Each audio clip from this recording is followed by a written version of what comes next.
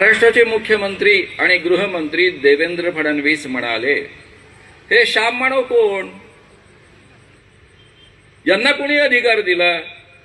कोणी आंबेडकरांचं नाव घ्यायचं आणि कोणी घ्यायचं नाही? हे प्रशस्त्री पत्र वाटण्याचा अधिकार यांना कोणी दिला? इथपर्यंत बोलण्याचा अधिकार त्यांना डॉक्टर बाबासाहेब आंबेडकरांच्या राज्यघटनेनंच दिलेला आहे. पण पुढे जे ते वाक्य म्हणाले त्याबद्दल मला बोलावं लागतं.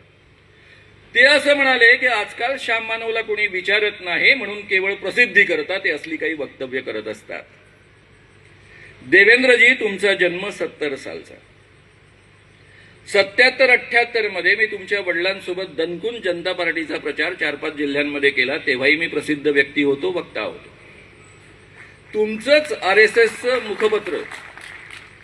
आरएसएसचं मुखपत्र तरुण भारत यामध्ये मी 4 वर्ष कॉलम लिहित होतो, त्याचा पत्रकार होतो आणि मला अतिशय प्रसिद्धी मिळत होती. त्या काळामध्ये मी कुठेही व्याख्यानाला गेलो तर लोक मला पाहायला यायचे, कारण चेहरा ओळखू येत नाही. वृत्तपत्रात वाचताना आम्ही फोटो छापायचो नाही त्या काळामध्ये. तर हा माणूस कोण आहे ज्याचा आपण एवढं वाचतो, ज्याचे लेख जपून ठेवतो, तो कोण आहे म्हणून पाहायला यायचे. तेव्हाही मी प्रसिद्ध होतो.